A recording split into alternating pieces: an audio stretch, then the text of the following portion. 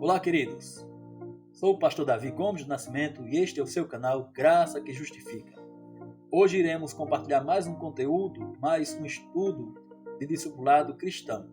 Esperamos que você possa refletir, possa aprender, que possamos assim caminhar juntos na palavra de Deus. Já tratamos aqui em nosso canal, nessa série de discipulado cristão, a respeito da palavra de Deus ou as Escrituras Sagradas, a sua origem e o porquê devemos crer nela. Tratamos também sobre o pecado, a sua origem e os efeitos que ele tem causado na vida dos seres humanos. Se você quiser, de fato, se inteirar, aqui em nosso canal tem esses dois estudos. O primeiro estudo, a primeira aula de discipulado cristão, que trata sobre a Escritura Sagrada, e o segundo estudo, que é exatamente sobre o pecado. E hoje iremos tratar sobre conhecendo Jesus. Falamos sobre a doença, que é o pecado, e agora vamos falar sobre o remédio, que é o Senhor Jesus Cristo. Esperamos que você compartilhe este conteúdo, este vídeo, curta, e se caso você não for inscrito, possa se inscrever em nosso canal Graça que Justifica. Que Deus te abençoe. Graça que Justifica, o seu canal de mensagens da Palavra de Deus, com o pastor Davi Nascimento e convidados.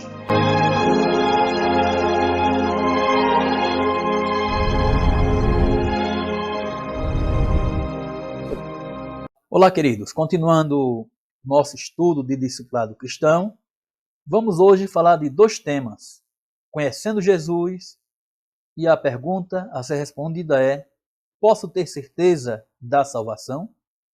Então, muitos têm estudado, refletido a respeito de Jesus Cristo. Mas quem é Jesus para você? Quem é Jesus para nós? Ele disse em sua palavra, lá em João 14,16, eu sou o caminho, a verdade e a vida. E ele continua dizendo que ninguém pode ir ao Pai a não ser por ele. Então, respondendo à pergunta quem é Jesus, vemos que Jesus Cristo é o unigênito do Pai, ou seja, o único filho do Pai, o qual o Pai deu para morrer por aqueles que nele crê. Todos os demais homens, como observamos em estudos anteriores, são descendentes de Adão. E Adão, como sabemos, foi o responsável por trazer o pecado na humanidade. É claro que esta verdade ela é crida apenas para aqueles que creem no que está escrito na Bíblia. Lá em Romanos, o apóstolo Paulo fala que por um só homem entrou o pecado no mundo, e por um só homem a redenção, que é Jesus Cristo. Então, meus amados,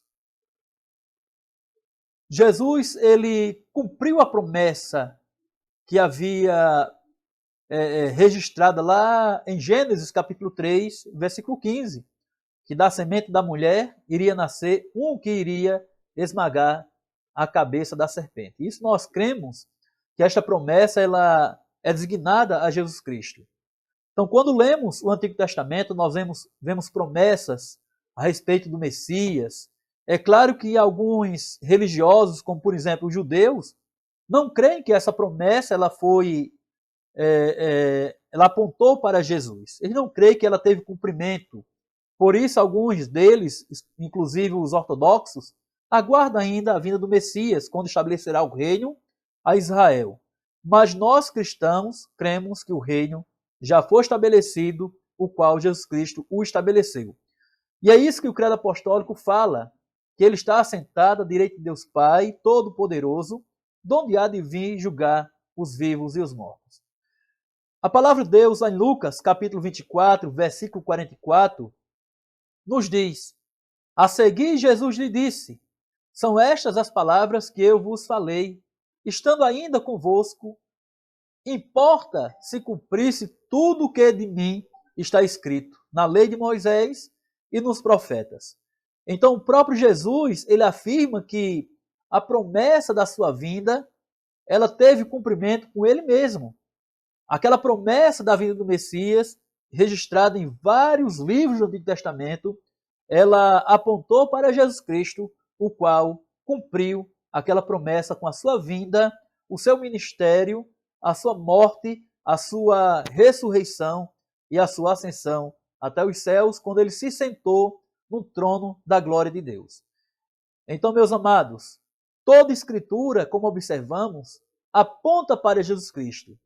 A palavra nos diz, em Lucas 24, 25 a 27, então lhes disse Jesus, honestos e tardos de coração, para crer tudo o que os profetas disseram.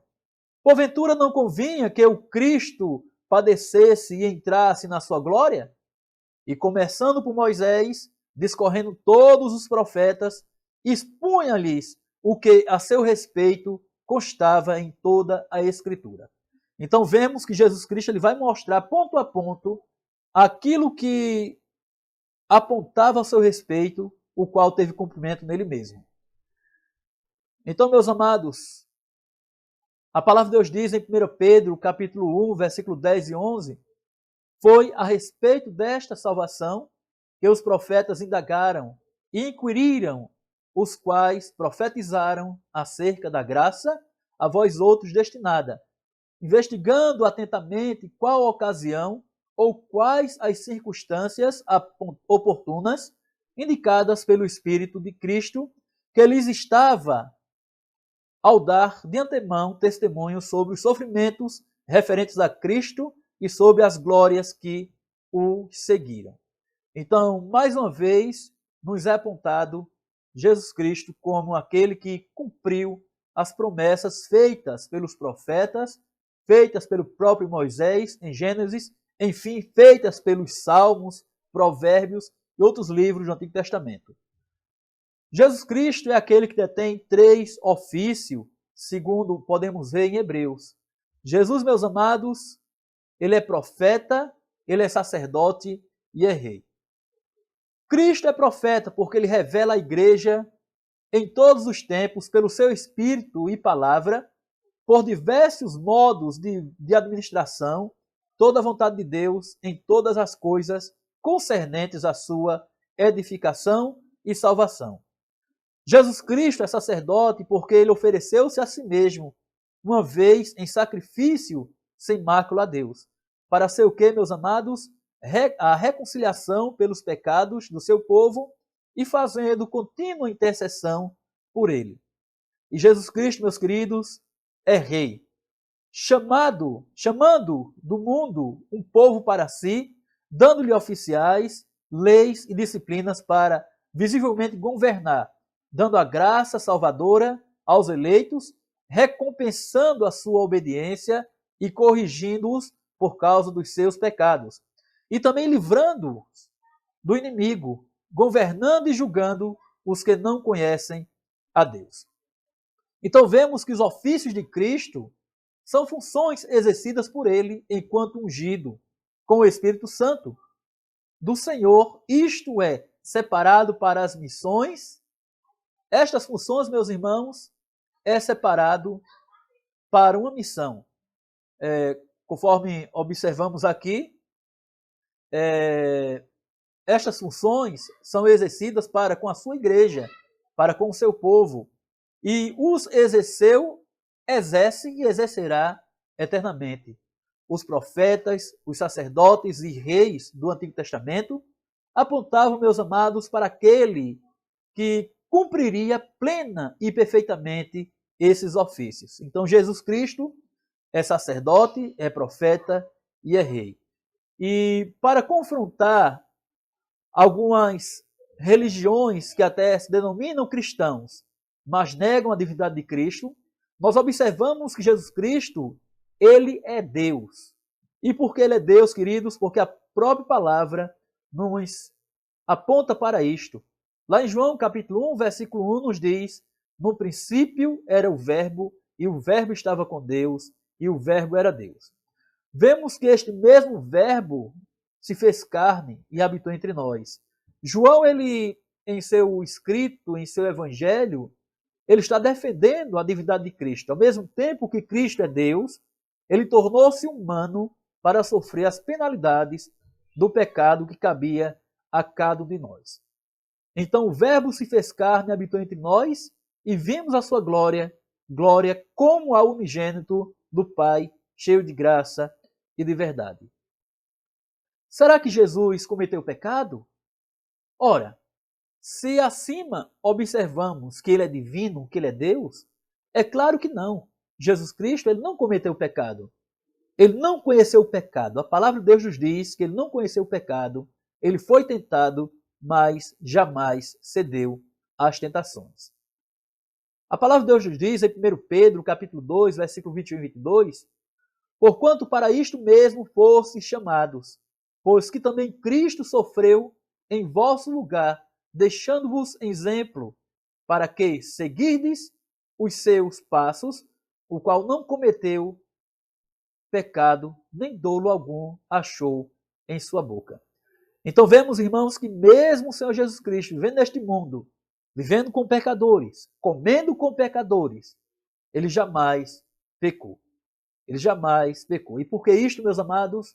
Porque ele precisava se manter puro e imaculado para cumprir a missão que estava proposta, que era morrer naquela cruz para nos salvar de todo o pecado. Então Jesus não cometeu pecado nenhum. Ele não tem pecado algum.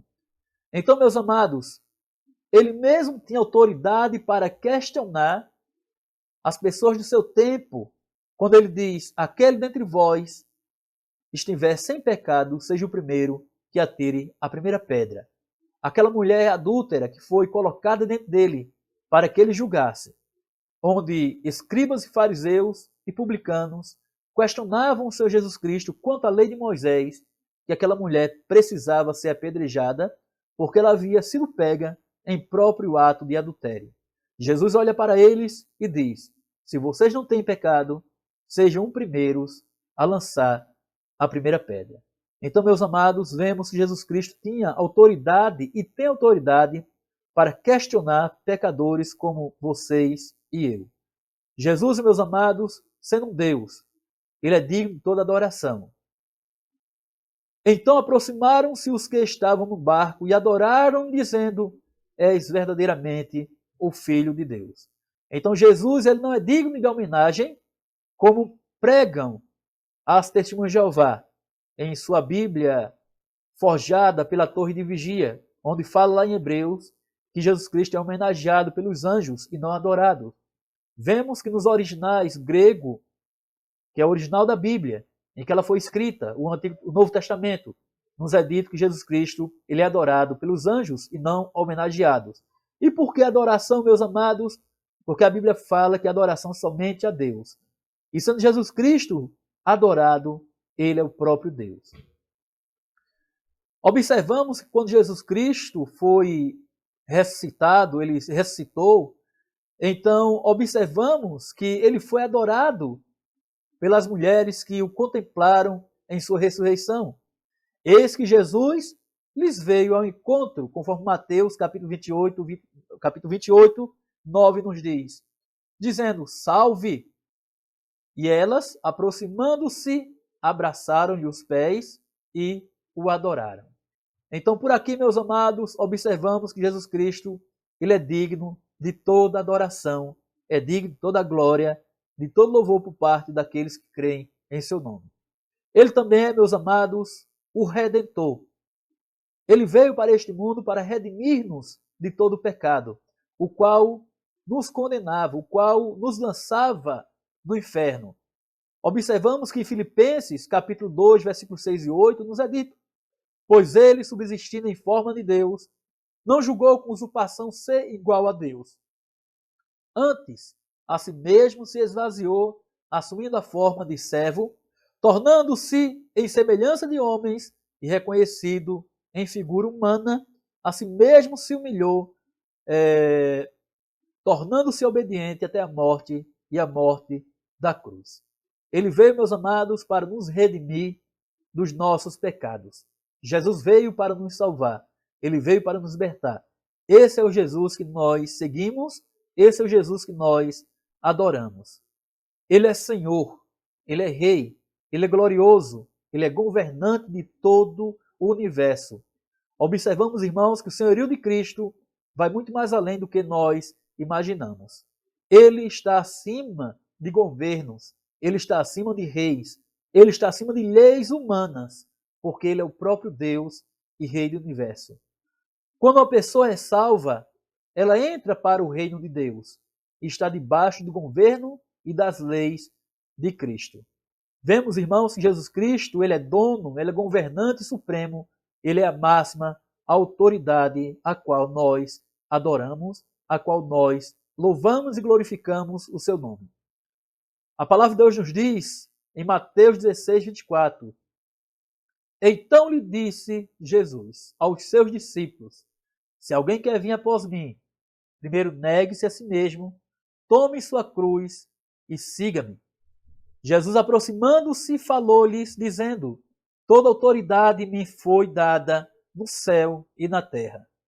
A palavra de Deus diz ainda, meus amados, em Filipenses 2, 9 a 11, pelo que também Deus o exaltou sobremaneira e lhe deu o nome que está acima de todo nome, para que ao nome de Jesus se dobre todos os joelhos nos céus, na terra e debaixo da terra, e toda língua confesse que Jesus Cristo é Senhor para a glória de Deus Pai.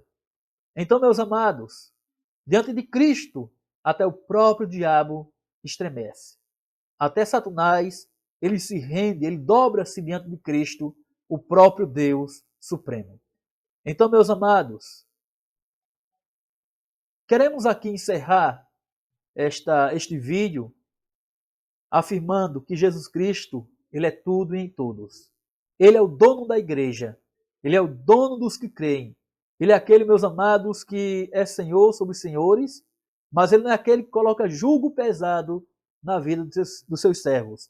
Ele é aquele que alivia-nos as cargas, ele é aquele que coloca jugo suave em nossas vidas e que nos prepara um dia a gloriosa eternidade para cada um de nós. Basta crer em seu nome, basta se entregar, basta decidir servi-lo com todo amor e com todo ardor de nossas almas. Que Deus, pois, abençoe a todos e que esse estudo possa, de fato, enfervecer os nossos corações e tocar-nos para que juntos possamos glorificar e exaltar esse Jesus que é digno de glória e de majestade. Que Deus, pois, abençoe a todos.